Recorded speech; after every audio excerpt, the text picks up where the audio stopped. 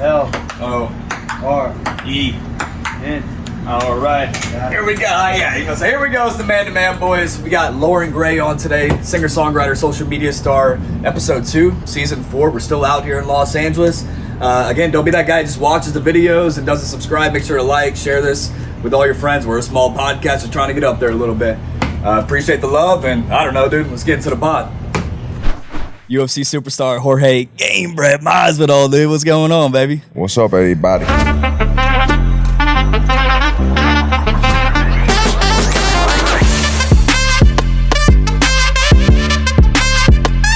Alrighty, what up, everybody? Welcome into Man to Man Podcast. Today we're switching things up and talking man to woman. Please welcome on the show singer-songwriter, social media star Loren Gray. We know you like the DJ. I am okay.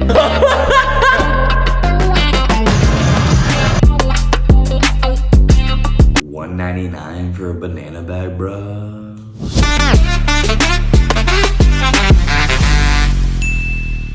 I felt like I ran a marathon with no training. Yeah. Is that your first one? Have you ever been to like? No, first one. And it was cool. It was really cool because we were in the tent and they made things really easy for us, but I was still... Yeah. It's standing for like 6 hours. Well, we were on a flight from Nashville. Also, she was in Nashville. I'm sure you knew there was like a tsunami back when she was performing that weekend, and it came out at like midnight. Yeah, it's crazy. And I think she got fined a pretty hefty amount for just staying out there till like 2 a.m. or something. And then our flight from Nashville to Los Angeles, it was at what, 5:20? And there was a ton of people, a ton of families and children on that plane. I'm like, are they going to the Taylor Swift concert? What's going on? Most definitely. Cool, let's get into it. All right, here we go. Deep breath, here we go. I do that every time. All righty, welcome back to the Man to Man Podcast. Today we're switching things up and talking man to woman. Please welcome on the show singer-songwriter, social media star, Loren Gray. Thanks for having me, guys. Let's go. Thank you. Thanks for coming on. Let's go. I know. Come on. What's been going on? All right, so you've been very busy lately. Obviously, congratulations on the album and the remix single that just came out. But I think our game plan for you is just to line it up and just who is Loren Gray? Where did it start? So we might ask you kind of the broader questions to start out, but when did social media kind of start for Loren Gray? How did that process, how did you get into that process? Yeah, so it all happened by accident. I started posting as most, tween kids do. Yeah. And I had social media for my friends at school. Mm-hmm. But I never looked at it as a career. It was like collage pictures of me and my friends. Yeah. Then I started making videos on Musical.ly, and I was using it kind of as like do you remember Dub Smash? Is that like a MySpace for us? No. Oh my gosh, it was kind of like, it was in between Vine and Musical.ly. Okay, because we were on Vine, right? We were making videos People on used Vine, Dub dude. Smash. I would say it was like the first audio lip sync type app. Okay. But it wasn't really a platform in and of itself. Gotcha. So I found Musical.ly, and I liked making the lip sync videos. I would post them on my Instagram. And I didn't realize I was uploading them to the Musical.ly platform. So what happened was I was saving the videos to my camera roll, and they were uploading simultaneously. Oh, okay. And getting featured, which is now the For You page. And they were all going viral on the platform, and I didn't know until I had like 30,000 followers, and then I caught on. It kind of happened by accident, and then I really loved it. So it's just linked accounts right there, kind of like what Instagram is when you post right there. It's linked to Facebook. Yeah, Something so like I was that. just, what is happening? Pool party. Why aren't we there? I know. We're gonna go right after that. What's going on? I know. But yeah, I was doing it on accident. Is that like you and all your friends are kind of doing this, or are you kind of the one out of the group that's doing this? So I feel like at the beginning, no one really knew it was a platform. It was I would say like a month period of no one knew what it was. Yeah. And then everyone started catching on. And there were people at my school that had hundreds of thousands of followers. But I started posting because this is cool. I didn't have any friends. It was cool that So you saw people that were already doing it with a big at following. my school. Okay. And then everyone What school how did you grow up? Public school, private public school? Okay. Yeah, I went to Pennsylvania girl. middle school. I never went to high school, but Okay. I mean, I did. I graduated, but not public school. So then when did you I guess you transitioned to LA kind of early?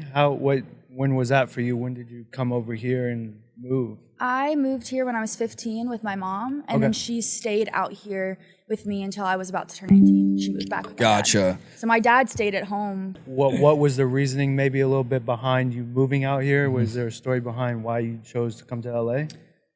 There was just more opportunity. I was already coming out here so often for different events. I came out here for the Kids' Choice Awards. I was always coming out here, and I had, at that point, all of my friends were out here too because I didn't have any friends in school. I wasn't in school. And then I signed my record deal when I was 16. So that required, So gaining all these followers, I guess, are you like competing with your other friends back in school, like middle school? And then, or was there like competition? Was there beef going on or what? They all deactivated their accounts so they could make fun of me. What? Yeah. So there was like a week-long period where I wanted to quit everything because I became the laughing stock of the school. People were showing up to my cheerleading games and making fun of me, and They're just jealous. Right? It, in retrospect, but at the time it felt like my world was collapsing. Yeah. And I stayed up all night crying. Everyone was tweeting about me, and you can't put Musically on a resume. Yeah, hold up now. Look at me now. Look at me now. Look at me now. But there was a week where things just got really bad, and I ended up leaving school. Yeah. And my mom was very supportive. Yeah. She knew I loved doing what I was doing, and I was good at it, and my parents just kind of facilitated my interest. So that was an app though where you could, because we've heard Josh Richards and kind of Bryce Hall talk about how they can start to make money on that app. Was that kind of what you were figuring out on Musically, I think, right? Yeah, there was a lot of, so monetization opportunities on social media are always evolving. Obviously, it was different back then than it is now. Sure. So, I mean, you could live stream and make money, and then you could get brand deals and partners. Yeah. And my first one was for Android. Let's go. I got paid like $200. Let's I was go. 13, and that $200 changed my life. Bring in the cash. Bring in the cash. Changed my life. I was like, oh, I'm rich. Yeah. I made it. Did you go on any, before we get into like, I guess you going into TikTok, because TikTok is what Musically was. Yes. Correct. Yeah. Did you go on any social media tours? Like we heard about all the other social media influencers. Did. Okay. Went on two. The first one was kind of the first time that I experimented with music. I was 13 on my first tour, and it was interesting because it was sort of like a talent show.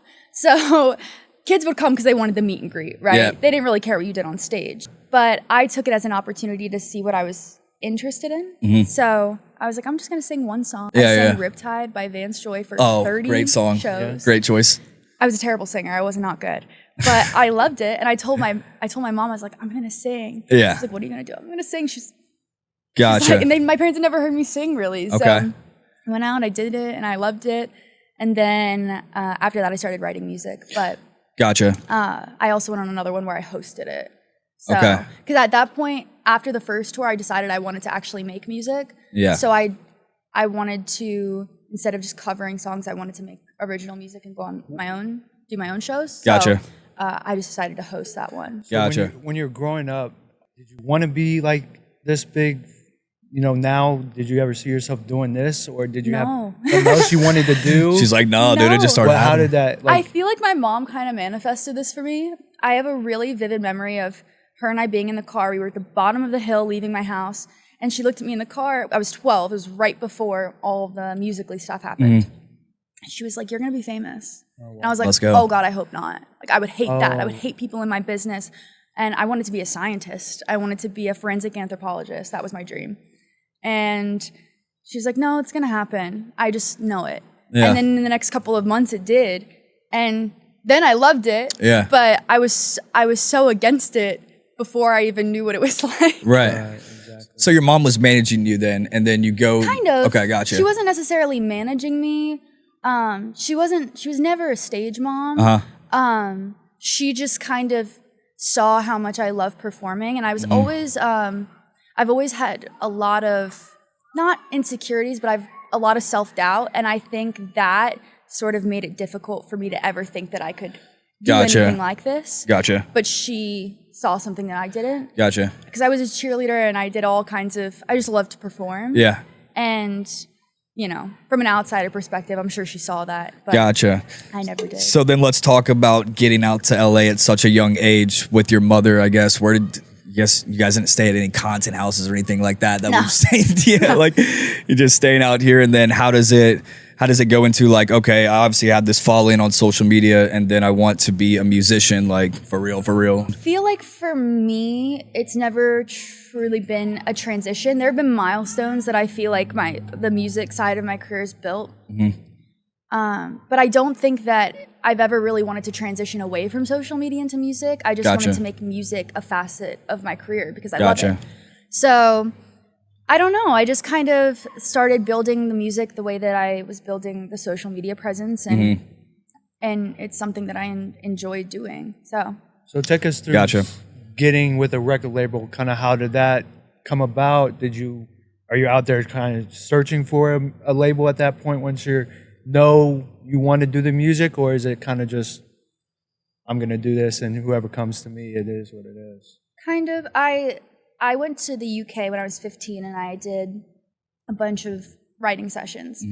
And my ex-boyfriend, my boyfriend at the time, he was an artist and I watched him and I would go to his sessions and I wanted to do it really bad. Yeah. And I was so jealous. So at that time, I was managed by his manager as well. Gotcha. And I was like, please get me in a room just with the people that he works with. Yeah. Because I wanted to see if I was any good at it. Yeah. And I'd always written poetry, but I had never put myself out there as a songwriter. So it was cool to, sort of finally have my moment where I could try it. Yeah. And it went really well. And then we took those songs when we got back to LA, and that manager wanted to look for a deal. Gotcha. And obviously, like, my parents aren't in the entertainment industry. I'm from Pennsylvania, so we were navigating it. We were putting a lot of faith in people who were telling us what the right moves were. And they thought that, a record deal was the best next move for me. So we did. I signed with Virgin Capital, and it didn't turn out the best, but I learned a lot from it. Yeah, we've had musicians on too, and they've a lot of our interviews have been independent artists. Like, do you feel like you've had more creative freedom just being an independent artist now? Absolutely, yeah. I mean, it's hard when there's so many cooks in the kitchen, and for me, music's never been about, okay, how many streams can I get? How many records can I sell? It was just, I like doing this. I want to put out the best possible product. I mean, the song that I have that has the most streams is Queen, and the label hated that song. They did not want to put it out. They said it was too mature, it was too risky, and I took the cover art with my mom on portrait mode on a phone, and I brought it to them. I was like, please. Show the haters what's up. Please. Let's go. And we put it out, and it worked. Yeah. And, through COVID, there was just such a huge disconnect between me and my team. Yeah. They didn't get me, and I didn't get what was going on. Right. So they let me walk away, which was great. And then I wanted to independently release something that I was proud of. What about as an artist, just yourself, kind of your process? Again, one of the questions we usually ask is like, do you have a process for yourself of like just sitting down and writing songs? And where does that inspiration kind of come from? Do you have a place where you always have to get that inspiration from? It kind of depends on what I'm going through. I'm sure that's what everyone says. Yeah. But that is what it is. Sometimes I don't have anything going on and I have to dig a little deeper. Like recently I haven't really had many things to be sad or anything. Life's good right now. Life is good. Yeah. So sometimes it's fun to dig deeper and look back and, on different things. But I don't know. I usually start with conversation with the people that I'm writing with. Just go in a room and figure it out. Yeah, or I'll write ideas on my own. I write a lot of poetry still, so those are ideas that can always be turned into songs. Right. But it's different every time. Yeah, we know you're huge into the music videos too, which we love, but like how does it differentiate between going into a room and trying to come up with these different creative thoughts and then producing your own music videos? How is that different? What, like coming up with the ideas versus? Yeah, I guess so. Because are you producing the music videes that you're in? Obviously, you get help here and there, but yeah. So for my music videos, it was sort of a story that I worked out because I wanted it to be. I wanted more of a storyline because a lot of my music videos when I was signed to a label were just okay. Now be sexy, and I can do that all day long. Yeah. But I wanted to have more of a story and an arc. throughout the music videos. So yeah, I mean, I bounced ideas off of people on my team and people in my life, and I was like, I want a giant teddy bear. And they were like, why? Yeah. So should we talk about the teddy bear? If you want. The elephant in the room. What's up with the teddy bear? We actually didn't know this until about 30 minutes ago. There's some video going around with some teddy bear moving its head. What's going on with the teddy bear, dude? I don't know. You don't know? Okay. Yeah. All right. There's a battery in there or something, dude. No, it's haunted. Haunted. That's a nice little trick you got going for the world. Take us through this album a little bit. Guilty that you just dropped. What was your creative process writing the album, and did they have sort of different feelings throughout each song, and how did it all come to fruition? How long were you working on the album for? So we did 2 different writing camps. We did one where we were like, let's just have fun and let's write, because I was sort of in a place where I wasn't happy in my relationship. I wasn't having fun, and I just wanted it to be me and my friends in a house writing music that we loved. Yep. And so a lot of the more up-tempo songs came from that first writing camp, Told You So, and all of those. Gotcha. And then the second writing camp we did, I wanted to sort of unpack things. Yeah. I have a really hard time with vulnerability, and that's something I wanted to tap into through music, because I'd never been able to do that before. Gotcha. Especially, being signed to a label, no one wants to hear that. Yeah.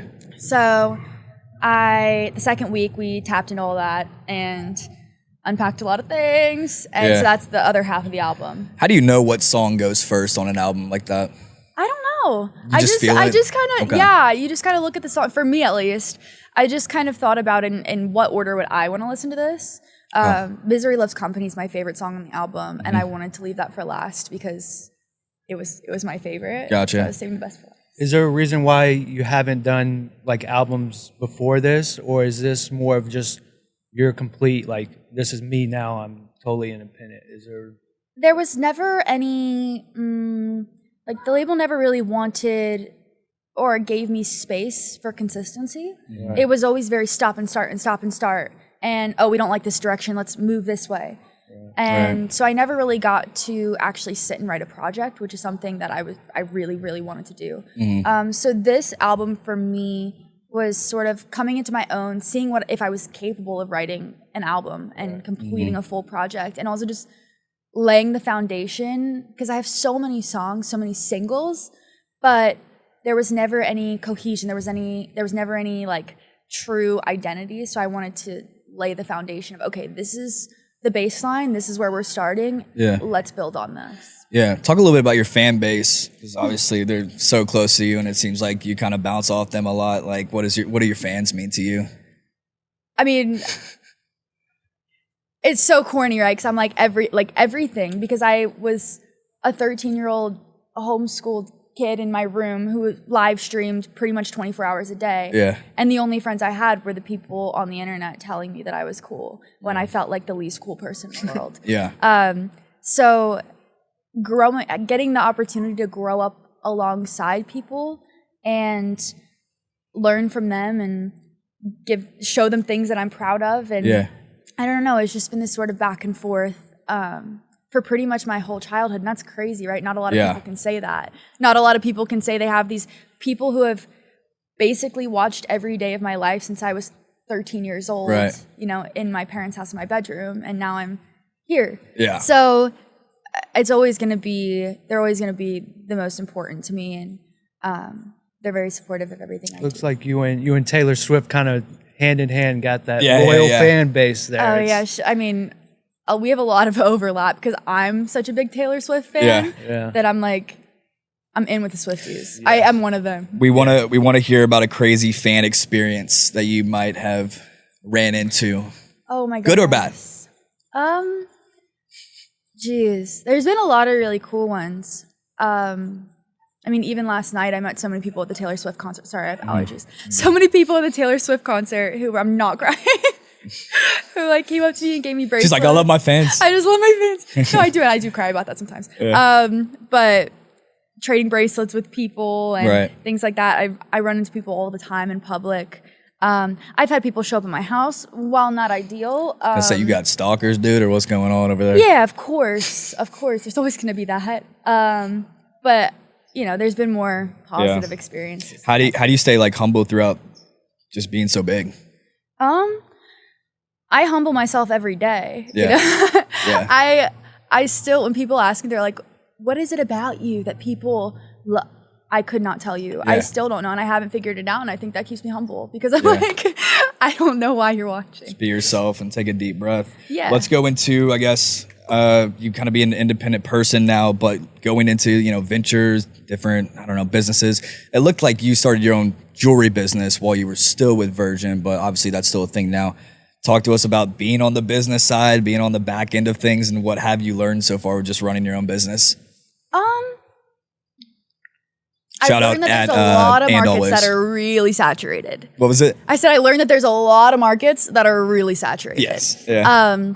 So yeah, it's hit or miss. I mean, it takes a lot of research, and my interests right now lie with partnering with companies and brands that I want to support and be a part of. Right. So I think eventually one day I'd want to have my own something. Right. But I'm not sure what that thing is yet. There was this place in Pennsylvania that's for sale right now, and it's a dive bar, and it's in the middle of the woods, Get back half in mile there, from my dude. house, and I Yeah. want it so bad.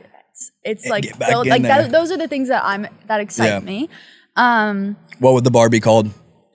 I don't know yet. Got to workshop that one. It has a name right now, but I don't want to tell you because it's like the locals would hate me. Yeah, the can't give away locals the would spot. hate. It's in the Can't- middle of the woods. Like can't they give would away hate that me. Beach bar? Oh, like my name? Yeah, I'm just throwing out names. Oh yeah, Beach bar. that could work. In the I middle actually of the woods. I next to hate the my beach. last name Why do you hate your last name? because I got a lot of Loren bitch comments in school. 'Cause my last name's okay. Beach. So then I went with Loren Gray, and that it wasn't too far from being something else. So I couldn't really win. So I just stuck with Loren Gray. Gotcha. Kind of with that, I kind of have a question in terms of like dealing with the negative like side of the internet. How is that for you? Do you just, some people say they just don't even look at it. It's hard to ignore sometimes, but always there's going to be negative sides to everything. How is that for you, and how has that been for you, and how do you handle that? It was really hard in the beginning. I feel like especially when you're going through those super formative years between like 14 and 17. Right. It was difficult, and I definitely had my moments where I wasn't, being the healthiest and taking care of myself, and let people get in my head way too much. Yeah. But I just don't care anymore. Yeah. Like, life is too short, Yeah. and I kind of know which comments not to read now. Like, Right. I kind of know which platforms I probably shouldn't read. But I just don't care. I'm 21 now. I've been dealing with this for 8 years. Yeah. There's nothing anyone could say that can really. I was gonna say, because on all of your social media, it just seems like you're such a like lively, like positive person. Sometimes I don't understand how somebody like that, why people even do that in the first place. So I mean, that's kind of a little bit of it too. But. Once you see it and see it. I mean, I don't want to say it's jealousy, but that is what it is, It's right? probably You what it see is. someone Just else trolls having on a the good internet, time, and you hate it. And I wish things weren't that way, but I don't know. There's really nothing that I've heard it all at this point. What do you like to do outside of all this stuff? All my this stuff that gosh. people know who Loren Gray. What are your hobbies, dude? What you got? So many things. Yeah. Outside of singing and Yeah. karaoke. I love a good karaoke bar. What's the best karaoke song? Are You Gonna Be My Girl? Okay. Yeah, that's a great one. Who's that by? I forget. I'm dumb. Who is it? Yeah. Jed. There you go. Shout out Griff. Let's go. Drops But, of Jupiter over here. Just saying. Oh yeah? Oh, loved. I would pay Come money. on up. I know, right? It'd be awesome. Well, the karaoke bar after this. Oh yeah. Test it to I'm the going talents. tonight. Are you? Going to Manhattan Beach for my friend's birthday. Okay. Gotcha. And we're going to the karaoke We've bar. heard bungalow is the move out here, so I think we're gonna go try to Oh yeah? blend in with the tourists She's like, over there. I don't know those eyes. I don't know Okay. if we're gonna hit that one. Well, we're though. from Nashville, so we try to stay away from Broadway. All the tourists go to Nashville. Have you been to Nashville? Have you like recorded anything in Nashville? No, but I'd love to. You've never been to Nashville. Oh, you No, should but check I it out. want to. No, there's like a bunch of karaoke bars, and like we've been to all the bars and clubs in LA, and Yeah. I've exhausted all of my options. So Yeah. we're gonna go to Manhattan Beach and try something Okay. new. All right. But yeah, karaoke. I have my house in Pennsylvania that I work on. Nice. A little side project. But I love it so much. I have like 5 acres of land. I got my John Deere. Yeah. And that's like my alter ego, Hannah Montana, Miley Cyrus life. Yeah. And then I come back to my Hannah Montana life, and I go to dive bars in Manhattan Beach. But while I'm there, See, she's like, we were at a ton of dive bars last night. I'm like, we got to go to a rooftop or something, dude. So it sounds like you're kind of more the divey, like, let me go live out in the country. I don't you're the like same feeling way, judged. You know? I just want to like, because I also don't know how to drink in moderation. So I have to be in a location where people aren't gonna judge too much. How do you deal with being out in public? I go to dive bars. So Just dive bars. They don't know me. Oh yeah, we don't know. Yeah. No, I mean, I don't know. Sometimes I get insecure, especially when like I know there's like that weird tension when you know someone knows me and they're like taking pictures and things like that, and I'm like that always just it's so triggering because when I was little and I just started social media, there were so many instances of people being so rude to me in person that it like scarred me as an adult. Yeah. And now as an adult, I have so many positive experiences because I'm an adult. But when I was a kid, it was easier to take advantage of that and be an asshole. Right. So I don't know. A lot of moments from my childhood scarred me of being in public, but I have so many great experiences. A lot of my like fans and people who follow me are in like college now. Yeah. So they're not, I have a lot better experiences. People you ever thought about, what about tour?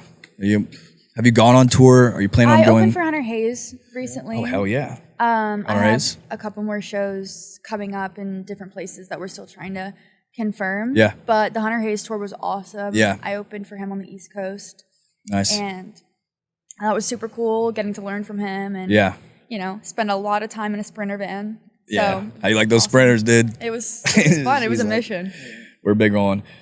All right. Well, I guess we ask this question at the end of all our interviews. Okay. You can take this any way you want. Man to woman, what is the key to success?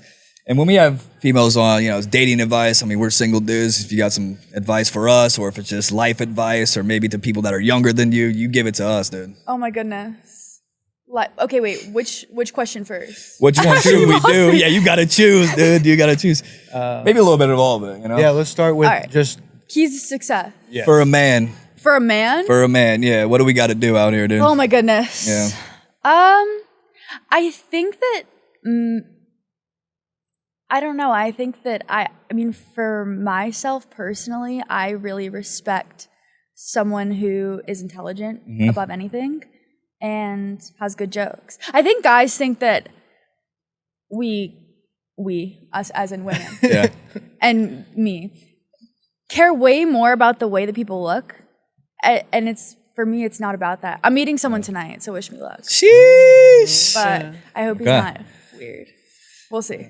Okay, and then what is, man to woman, what is the key to success in your professional career, in a professional career?